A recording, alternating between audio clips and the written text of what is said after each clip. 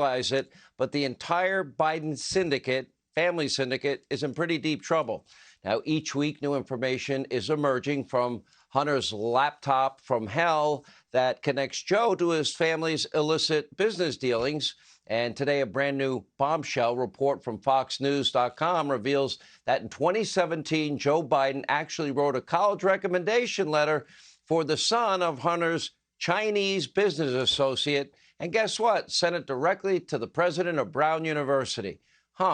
Anyway, how could this possibly be? Remember on the campaign trail, Joe, over and over again, Joe, you swore, you promised that you never once discussed Hunter's foreign business ventures. You said it again and again and again. You might remember. If you forgot. Mr. Vice President, how many times have you ever spoken to your son about his overseas business dealings? I've never spoken to my son about his overseas business dealings. I have never discussed with my son or my brother or anyone else anything having to do with their businesses, period. And what I will do is the same thing we did in our administration. There will be an absolute wall between personal and private and the government. Do you stand by your statement that you did not discuss any of your son's overseas business dealings? Yes, I stand by that statement.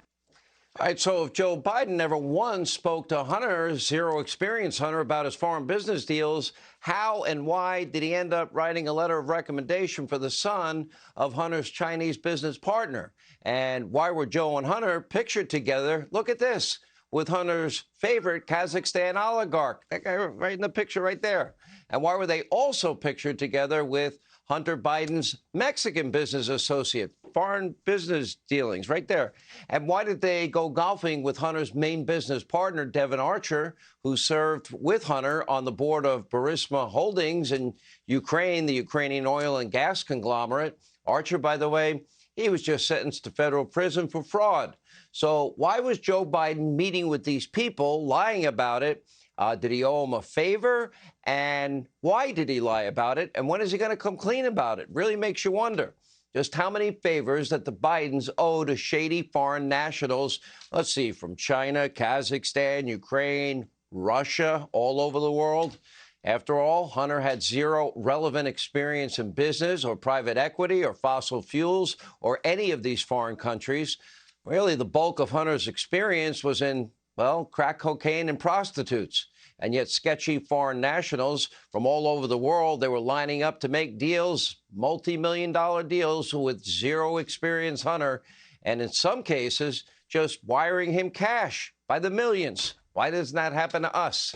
Anyway, ask yourself, what were they getting in return or expecting in return? One obvious conclusion is they were getting a piece of the big guy himself.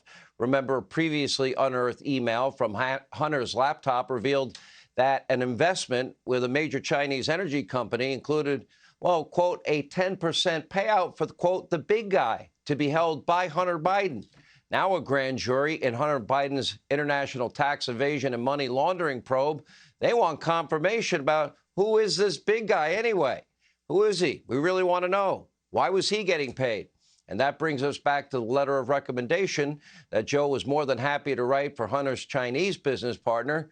Maybe Jen Psaki can explain. Take a look. Was it common for President Biden to do favors for Hunter Biden's international business partners, like writing college recommendations for their kids? I've seen the report. I have no confirmation or comment on a report about whether or not the president, when he was a private citizen, wrote a college recommendation letter for an individual. A college recommendation letter, though, from, at the time, a former vice president would be a big deal. So do we know what the president might have gotten in return for doing a favor like that? Again, I have no confirmation of any recommendation letter the president wrote when he was a private citizen, by the way, not serving in public office. That's even the report. But he's the president now, and you're his spokesperson. Correct. And he was not the president at the time of this report. Now, maybe Jen will circle back on that one. Now, think about it this way. Joe Biden did not write a letter of recommendation for any of the millions of Americans, those of you watching this program tonight. But he took time to write one for a Chinese foreign national that he doesn't even know. So ask yourself, why would he do that?